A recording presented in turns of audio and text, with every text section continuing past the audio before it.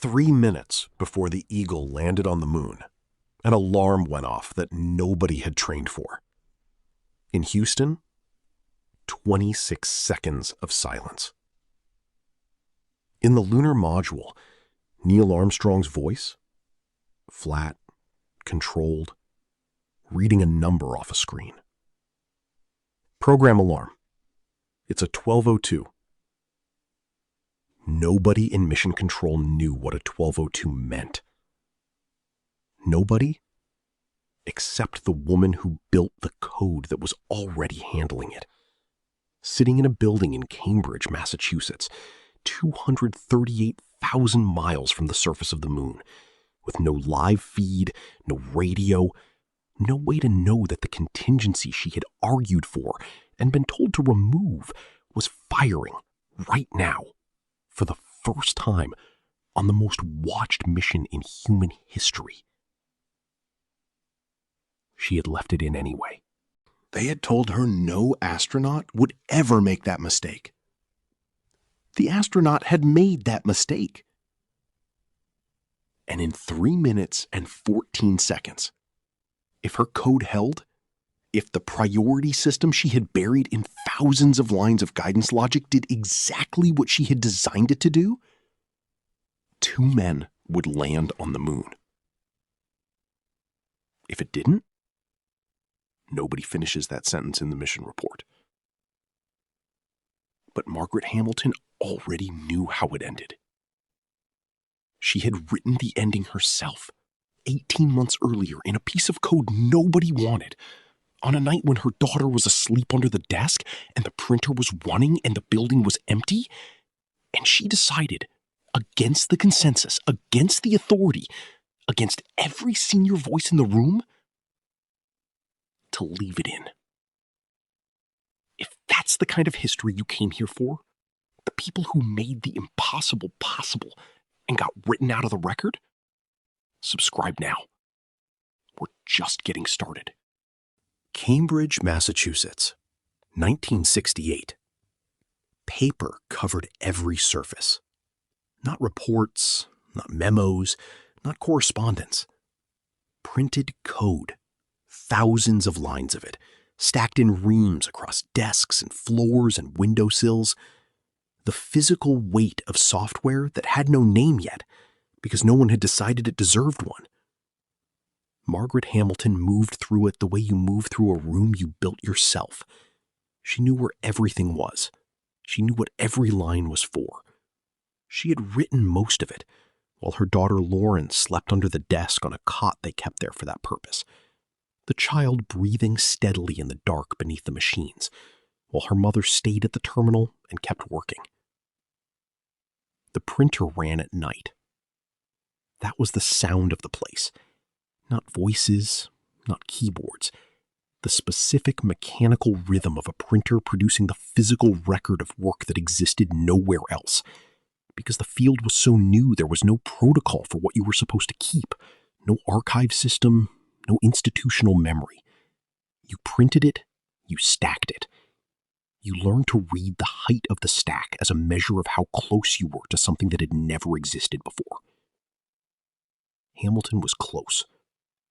She was building the guidance software for Apollo 11, the code that would fly 2 men to the surface of the moon and bring them back. She was 32 years old. She had no degree in computer science because no university offered one. She had no template, no predecessor, no senior colleague who had done this before, because no one had done this before. She had the machines and the problem and the specific quality of attention that does not stop when the building empties out. Lauren would wake sometimes in the night and find her mother at the terminal, in the same position she had been in hours earlier, back straight, eyes on the screen, one hand resting flat on the printed listing beside the keyboard, as though keeping it from moving. Hamilton would hear the child stir, turn briefly, say nothing, turn back. The work was the work. The deadline was not a professional deadline. 2 men were going to sit on top of a rocket and trust the system she was building to bring them home. And if the system failed in a way she had not accounted for, There was no second chance, and no rescue, and no version of that outcome that Hamilton could carry. She accounted for everything. What she also had, and what would matter more than any of it, was an argument she was losing. The astronaut checklists contained a step, a radar switch. Pre-landing procedure required it to be set in one specific position before descent. Hamilton had run the simulations enough times to know what happened if that switch was ever left in the wrong position. It would flood the guidance computer with navigation tasks it had not been asked to perform. The computer would attempt to process everything simultaneously and begin to drown. She had written a solution, a priority system, a piece of code that could look at everything flooding in and make a single decision. The landing matters more than this. She brought it to the team. They reviewed it. They told her no astronaut would ever make that mistake. She looked at the checklist. She looked at the switch. She left the code in. The printer kept running. Lauren slept under the desk.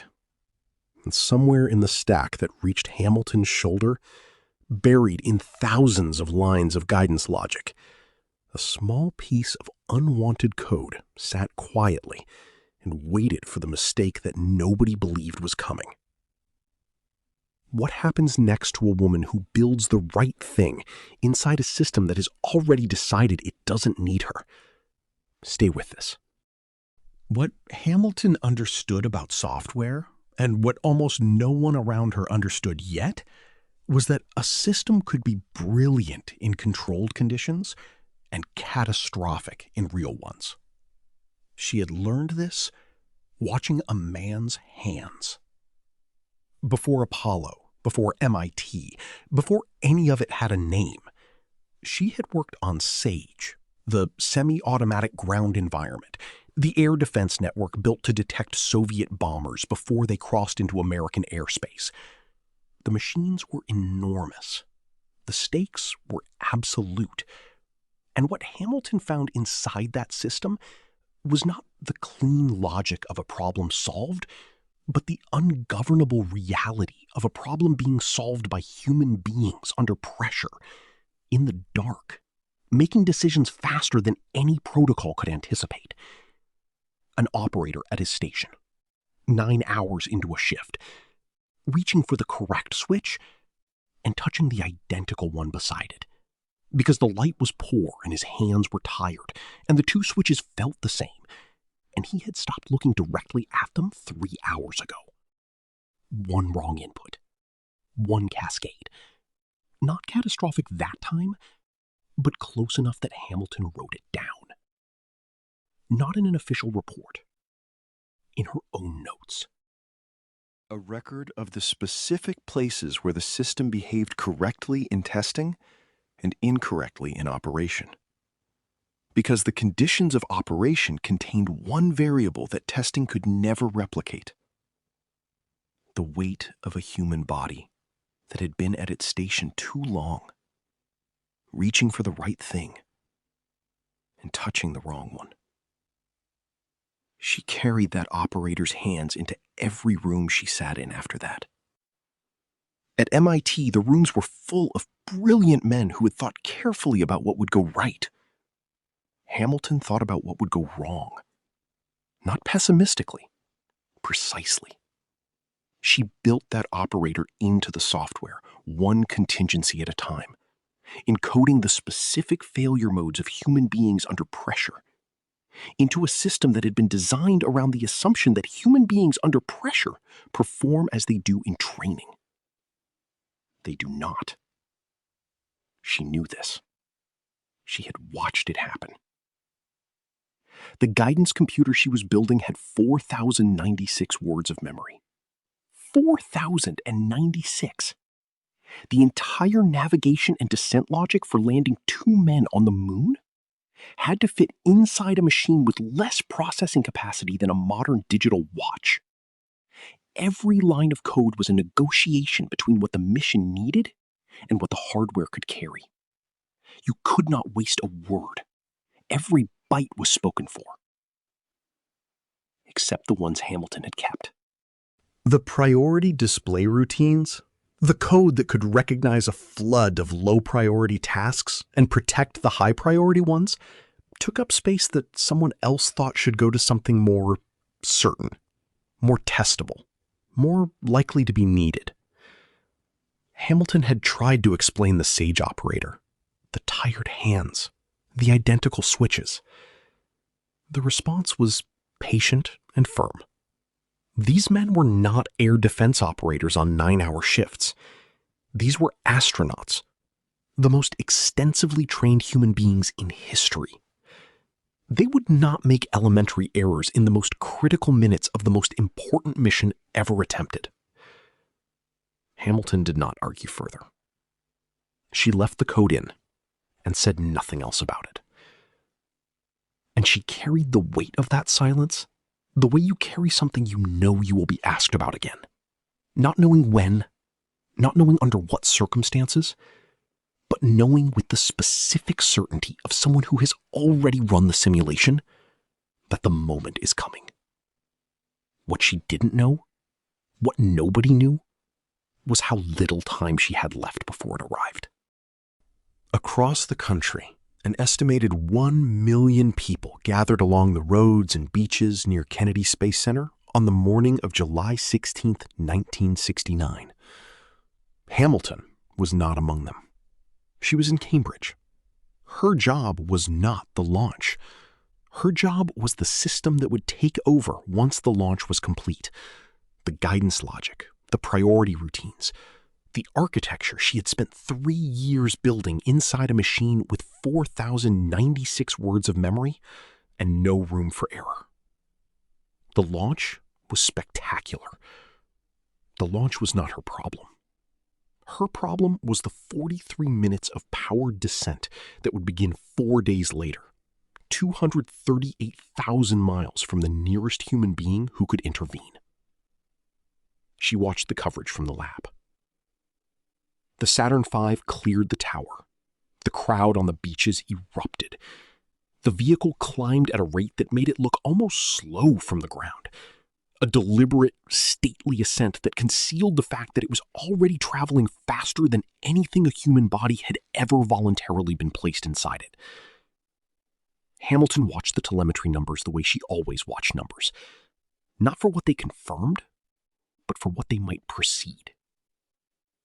Everything was nominal. 4 days later, at 100 hours and 12 minutes into the mission, the Eagle separated from Columbia. Armstrong and Aldrin climbed into the lunar module. The hatch sealed. The two vehicles drifted apart above the lunar surface, and the Eagle's descent engine fired, and the module began to fall toward the Sea of Tranquility in a long, controlled arc. Altitude, velocity, fuel consumption, attitude, all of it managed in real time by the guidance computer Hamilton had built, cross-referencing each variable against the others 60 times per second. In mission control, the flight controllers settled at their consoles. The descent would take approximately 12 minutes from powered initiation to touchdown. 12 minutes in which the guidance system would make thousands of individual decisions without input from the ground, because the communication delay between Earth and the Moon meant that by the time a controller in Houston noticed a problem and transmitted a correction, the moment requiring that correction would already be 14 seconds in the past. The system had to handle it alone. Hamilton's system. At 102 hours, 33 minutes into the mission, with the Eagle at approximately 33,000 feet and descending, a switch sat exactly where the checklist said it should. The rendezvous radar. Left live, on purpose, in case the landing had to be aborted and the module needed to find its way back to Columbia.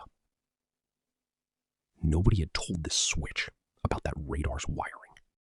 The rendezvous radar, built for docking, not for landing, began feeding data into the guidance computer that the guidance computer had not been asked to process. Data that had no business arriving at this moment.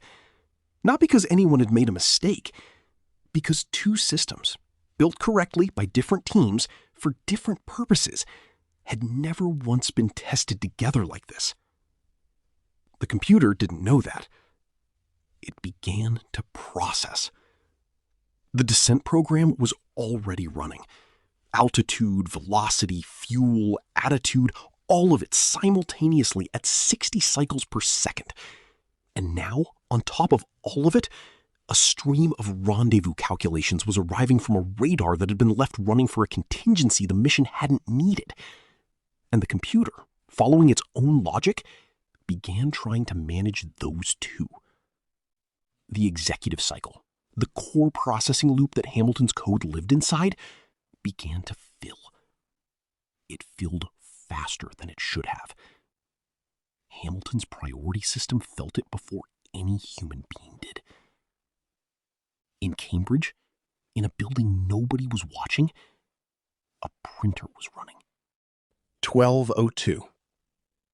The number appeared on the guidance display in the Eagle's cockpit at 3 minutes and 14 seconds before scheduled touchdown. Armstrong read it aloud, without inflection. Program alarm. It's a 12:02. The voice of a man inside a contingency that was not in the training. In mission control, the room went quiet, in the specific way that rooms go quiet when the people in them are doing rapid calculation under conditions that do not permit visible panic. Flight Director Gene Kranz called for a go-no-go assessment. 26 seconds. That was how long it took. 26 seconds in which the fate of the first lunar landing rested entirely on whether the people on the ground could determine, from 238,000 miles away, with a communication delay that made every question arrive 14 seconds late, whether the 12:02 alarm was a symptom or a crisis. In that room, nobody knew. The 12:02 alarm meant executive overflow. The guidance computer was being asked to process more than it could hold. Tasks were flooding the executive cycle faster than the processor could clear them. The system was approaching a state where it would have to start dropping things. And nobody in Houston, in those 26 seconds, could confirm which things it would drop, or whether the things it dropped were the ones keeping two men alive on their approach to a surface with no atmosphere and no abort option below 10,000 feet. Guidance Officer Steve Bales looked at his data. 23 seconds in, he turned to his backroom support team. Jack Garman, 24 years old, a computer specialist who had spent the previous weeks doing what Hamilton had done years earlier, studying every possible failure, preparing for every alarm, refusing to assume that nothing would go wrong, looked at the number. He looked at his notes. He had the 12:02 on his list. Hamilton's priority system was on his list. He knew that if the computer was generating an overflow alarm and continuing to execute the descent program, it meant the priority architecture was working. It meant the system had seen the flood, evaluated every competing task, protected the ones that mattered, and shed the ones that didn't. It meant the computer was not failing. It was deciding. Garman told Bales. Bales told Kranz. Or go on that alarm. The descent continued. 30 seconds later, 12:02 again. The priority system caught it, shed the weight, protected the descent program, kept flying. 12:02 again. Again. Again. 5 times in the final 3 minutes and 14 seconds of descent, the alarm fired.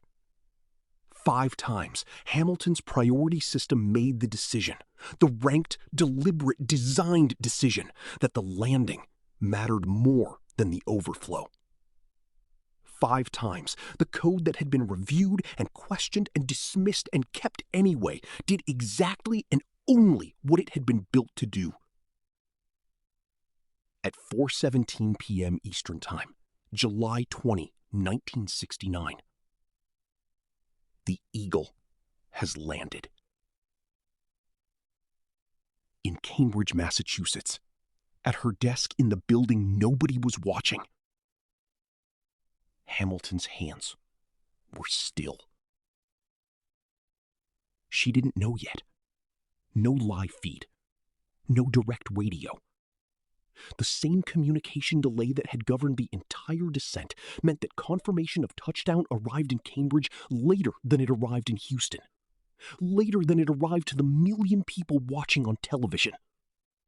Later than it arrived to the world that was already erupting. She sat at her desk. Her hands were still. The printer ran. You just watched the most important 30 seconds in the history of software happen without anyone saying her name. Subscribe, because what comes next is the part that should make you angry. What happened in the hours after the landing was not a correction. No one called Cambridge to say the priority system had saved the mission. No press release named it. The official NASA statement on the 1202 alarm described an executive overflow condition that the onboard computer had successfully managed. Passive construction. Institutional voice. The specific grammar of an organization attributing an outcome to a system, rather than to the person who built the system, with exactly this outcome in mind. The world was watching Armstrong walk on the moon. The code was not in the photograph.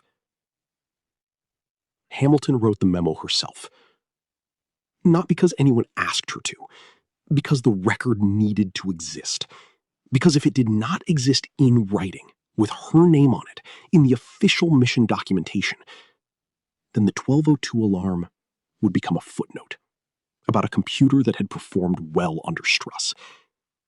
And the decision to include the priority architecture, and the argument she had made for it, and the dismissal of that argument, and the specific act of holding the line that had been to leave the code in anyway,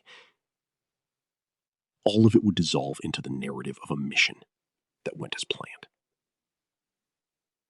It had not gone as planned. She needed that on the record. The memo described the switch, the checklist, the alarm, the 5 firings, what the priority system had done each time, why it had been able to do it, and what would have happened during the descent if the code had been removed as recommended. She wrote it in the precise technical language of someone who has already considered every alternative framing and chosen the one that cannot be argued with. Not defensive, not triumphant, documented. She sent it into the archive. She stood in front of the camera.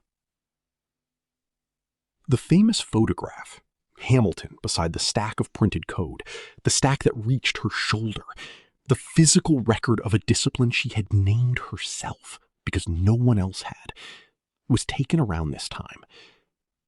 She is not smiling in the way that photographs from this era expect women to smile. She is looking at the camera with her eyes level and her weight forward, and the expression of someone who knows exactly what is in that stack and what it did, and what the official record has chosen to say about it. Which was almost nothing. The mission had succeeded. The system had worked. The alarm had been managed. The astronauts were heroes. The engineers were acknowledged in aggregate, occasionally by name, in the technical documents that circulated among the people responsible for the next mission. Hamilton's name was in those documents. It was not in the newspapers. She went back to work, and the silence she carried back to her desk was a different weight than the one she had carried before the landing. Before, the silence was an argument waiting to be settled. After, it was something harder. The argument had been settled in 3 minutes and 14 seconds over the sea of tranquility, in a way that everyone in the room had agreed not to say aloud. The record existed. The newspapers did not have it. And Hamilton understood the difference between those two things in a way that took years to fully land. The thing about being right in a way that required being dismissed first, it does not feel like vindication. Years later, someone asked her what it was like, what it felt like in Cambridge, in the building, when the 1202 alarm fired on the other side of 238,000 miles of silence. She had thought about the question before it was asked. She had lived with the answer long enough to know exactly where it lived. Not in the chest, not in the hands, somewhere quieter.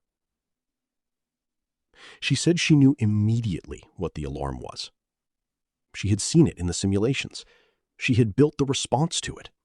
She had sat in rooms and described exactly this scenario, this switch, this radar, this flood of competing tasks at the worst possible moment, and been told with patience and authority and complete confidence that no one would ever make that error. And then the most accomplished pilot in the most carefully choreographed mission in history had made exactly that error. And the code she had kept had caught it before any human being knew it needed catching. What that feels like is not triumph. What it feels like is the weight of years spent knowing something that the room around you had the authority to overrule, and the specific silence of being right after the room has moved on. The printer in the Cambridge lab ran for years after Apollo 11. Different missions, different stacks. The rhythm never changed. The mechanical sound of a system producing its own record, line by line, in the dark, whether anyone was listening or not. Hamilton worked through the Apollo program and into the years beyond it, and the discipline she had named and argued for and encoded into the guidance computer of a lunar module, the discipline of building systems for the human being who was going to operate them, rather than for the idea of that human being who would never make mistakes under pressure, became the foundation of an entire field. Software engineering, the term she had coined herself, because she needed a name for something serious enough to justify the arguments she kept having to make. The arguments she kept losing, until the 1202 alarm made losing them impossible. But answered arguments do not become corrected records automatically. The memo sat in the archive. The photograph existed. The 5 firings of the 1202 were documented in mission logs in the language of systems performing correctly under stress, which was true, and which was also the version of events that required the least acknowledgement of the person who had insisted, against consensus, that the system be built to perform correctly under exactly this stress. She kept the memo. She had kept everything. The printer kept running, in the dark, in the building nobody was watching, producing its record line by line, whether anyone was listening or not. In 2003, 34 years after the Eagle landed, NASA gave Margaret Hamilton the Exceptional Space Act Award, the largest financial award the agency had ever given to an individual contractor. The citation acknowledged her contributions to the Apollo guidance software. It did not mention the 1202 alarm. In 2016, President Obama placed the Presidential Medal of Freedom around her neck in the East Room of the White House. She stood in the formal light of that room and held it, both hands, the medal resting across her palms. And the photographs from that moment show a woman in her late 70s looking at something the camera could not find. Not at the medal, past it. The expression of someone receiving recognition that arrived 47 years after the 3 minutes and 14 seconds that deserved it, and who has had 47 years to think about what recognition that arrives that late actually means. She had kept the memo. She had kept the code. She had kept the photograph. Herself beside the stack, eyes level, weight forward, the specific expression of someone who knew exactly what was in it and what it had done and what the world had decided to say. And somewhere in a NASA technical archive, in a memorandum dated 1969, and written in the precise language of someone who had decided the record would exist whether or not anyone was ready to read it, a single sentence waits in the documentation of the first lunar landing. If the software had not been on board to recognize this problem and to take recovery action, I doubt if Apollo 11 would have been the successful moon landing it was. The Eagle has landed. The printer ran at night. Nobody asked who kept it running. The people who made the impossible possible are not always in the photographs.